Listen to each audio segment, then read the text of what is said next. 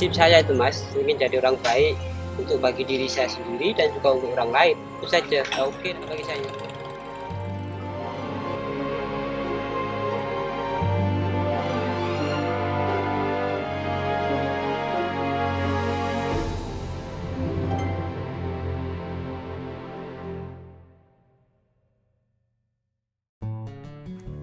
Tempoh 10 tahun aku merantau di tanah Melayu terlalu singkat bagiku. Berbagai jenis pekerjaan pun sudah aku lakukan. Kenalkan, namaku Yanto. Kawan-kawan pun biasa memanggilku Mas Yanto. Seperti kebanyakan pendatang asing yang lain yang berantau ke Malaysia, aku pernah bekerja sebagai tukang angkut simen, sebagai pemasang jubin. Aku juga pernah menjadi buruh binaan. Itulah aku, seorang buruh binaan yang jauh merantau ke sini dengan harapan boleh mendapatkan masa depan yang lebih baik.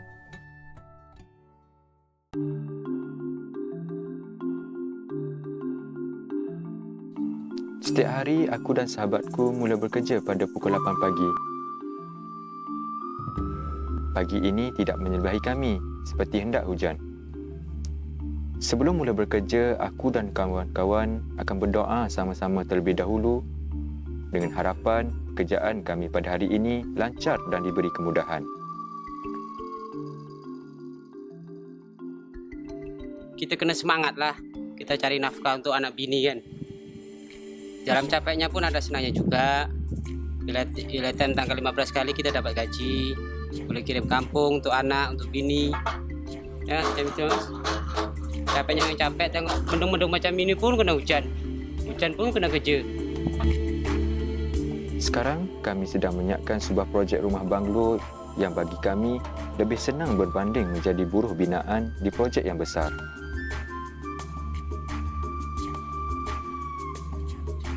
Perasaan penat dan lelah itu memang tidak dapat dinafikan.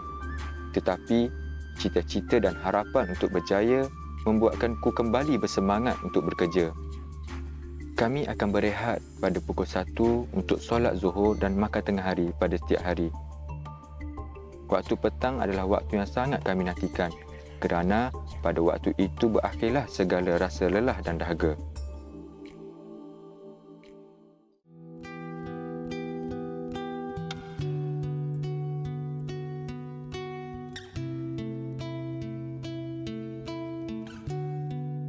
Kehidupan para pekerja asing di negara ini sering dipandang jahat serta dianggap sebagai sebuah golongan yang jauh dari Tuhan.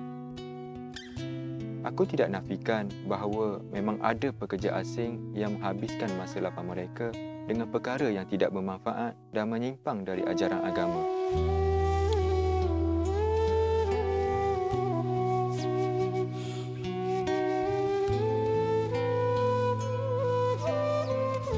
Saya selalu ingat pesan ustaz saya di kampung. Dia berkata, masa muda, waktu lapang dan harta adalah sehebat-hebat perosak untuk manusia. Sejak itu, kami berusaha untuk lebih mendekatkan diri kepada Sang Pencipta.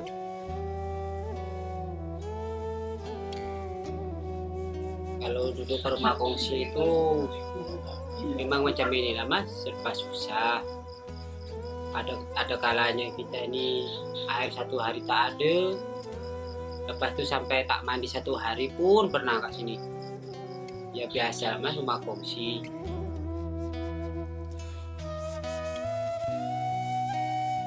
Kebiasaannya selepas solat maghrib, kami akan membaca Quran bersama-sama.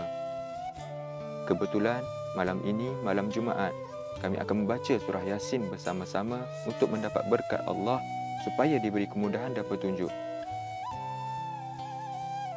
Kegiatan tadarus Yasin tahlil itu udah kebiasaan dari kampung. Jadi kita kena ingat selalu, walaupun kita di perantauan tetap menjalankan tadarus dan tahlil. Cukup surat, ini 2 dhisik. Apa biasa mangan enak berkesusuan. Sesuai. Biasa wis 2 dhisik. Allahumma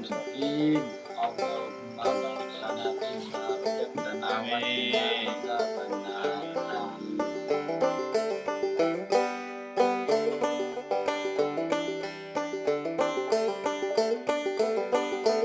Kebahagiaan tidak semestinya dengan mempunyai harta yang banyak, tetapi cukuplah dengan bersyukur dengan apa yang Allah dah berikan kepada kita, kerana aku yakin Allah pasti akan menambahkan rezeki yang sedikit itu menjadi banyak.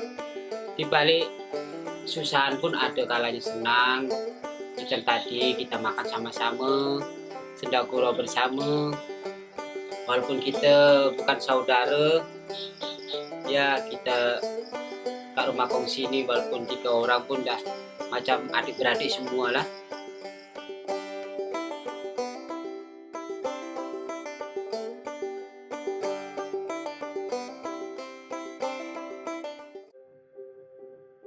Setiap orang mempunyai sejarah hitam dalam kehidupannya.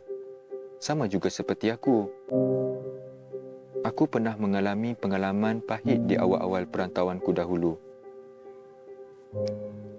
Aku pernah terjatuh di lembah perjudian yang membuat aku terjerat dengan hutang yang aku tak mampu untuk membayarnya. Aduh, betul-betul sakit, Mas. Waktu itu saya dikejar-kejar sampai tak boleh tidur. Dia pun kejar sampai ke rumah kongsi, ke rumah sewa. Terus dikejar. Sampai saya tak lena tidur. Nak makan pun susah. Nak minum susah. Habis macam mana, Mas? Kalau duduk kamar terus, aku nanti jumpa. Nah, kongsi pun dikejar. Makan pun kena curi-curi. Memang teruk lah, Mas. Tapi itulah, alhamdulillah ada hamba Allah yang mau tolong. Walaupun seteruk manapun saya ini, untung ada hamba Allah yang selalu tolong tuh. Itu saya bersyukur sangat-sangat kepada dia. Itu bersyukur pada dia, juga bersyukur pada yang di atas. Masih ada yang mau tolong saya. Kalau tak ada yang tolong, tak tahu lah masyarakat sini. Mungkin tah masih hidup ke, sudah tak ada ke, tak tahu. Ustaz, Assalamualaikum. Inilah Ustaz Windo, manusia berhati malaikat yang telah menyelamatkanku dari jerat hutang yang mengancam nyawaku. Daripada beliaulah aku belajar erti keinsafan, kesabaran dan kebesaran Tuhan. Nasihat-nasihatnya lah yang menyentuh jiwaku untuk berubah menjadi manusia yang lebih baik. Dan saya lihat mereka antusias sebab menjadi bekal untuk kehidupan mereka. Di saat mereka sibuk dengan kerja, kita datang dan kita bincang-bincang masalah agama. Dan saya lihat memang kawan-kawan ini walaupun kelihatannya dari luar nampak kurang bersahabat, tapi kalau kita sudah datang silaturahim, itu hubungannya sangat cair.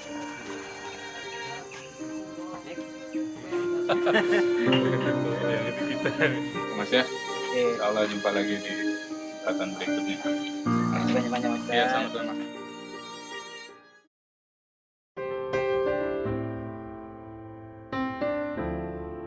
Buruh binaan dan rumah kongsi berpisah tiada. Bagi buruh binaan, rumah kongsi adalah tempat untuk berlindung serta tempat melepaskan lelah setelah penat bekerja.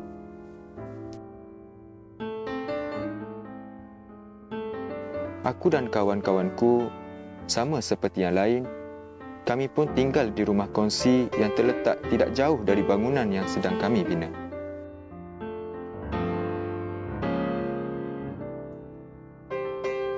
Rumah kongsi melambangkan kepedihan dan kesengsaraan hidup kami.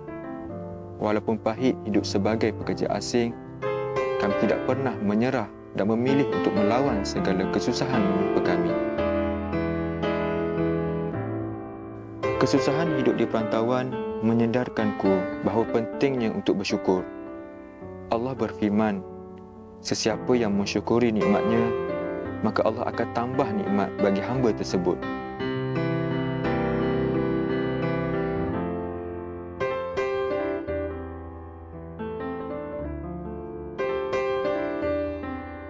Aku bersyukur mempunyai kawan-kawan yang baik seperti mereka. Kalau nggak ada teman-teman itu, saya tak tahulah. Pasal dia saya anggap dah keluarga saya sendiri. Pasal kerja pun dari diorang semua, kita buat sama-sama. Walaupun kita tak satu keluarga, dah anggap keluarga semua. Dan ya saling memahami. Kalau saya tak ada dia, kawan-kawan itu semua tak tahulah nasib saya macam mana.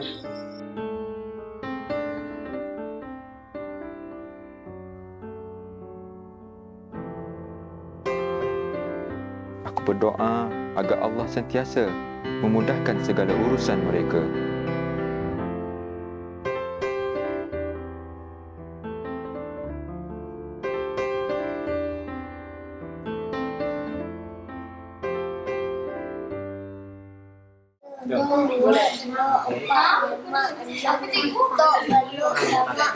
Jawapan dia 50. Merantau di Malaysia tidak hanya memberikanku pekerjaan yang baik, akan tetapi mampu memotivasikanku untuk menjadi insan yang lebih baik. Di negara ini banyak anak-anak para pekerja Indonesia yang membesar tanpa mendapatkan pendidikan, disebabkan majoriti orang tua mereka ialah parti. Aku dan kawan-kawan pekerja lain membentuk sebuah kumpulan belajar untuk mereka, supaya mereka boleh belajar sama seperti kanak-kanak lain. Dan saya tuh miris sekali melihat mereka tuh tidak mempunyai akses pendidikan dikarenakan tuh ada beberapa masalah dokumen yang tidak mendukung karena disebabkan orang tuanya yang ilegal, dan ada satu lagi karena perkawinan ilegal antara orang Malaysia sendiri dengan orang Indonesia, dan ada juga karena kedua orang tuanya tidak mempunyai dokumen yang lengkap, jadi anaknya itu tidak mempunyai akses pendidikan yang mencukupi.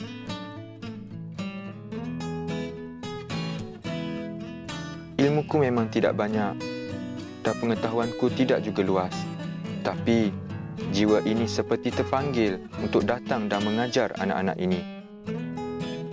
Mereka seakan menjadi pembakar semangat bagi diriku untuk mahu berbuat lebih dan menjadi manusia yang bermanfaat untuk orang ramai.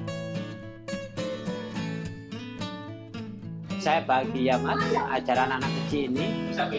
Lawang ilmu saya cuma sedikit lah mas. Saya ini pun juga guru. Saya cuma visi saya ingin menjadi orang yang bermanfaat.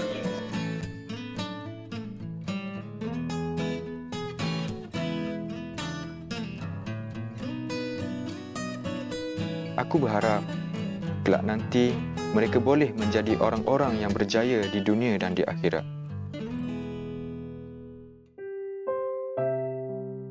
Sekian sahaja kisahku. Semoga kisah ini dapat memberi inspirasi kepada kita semua.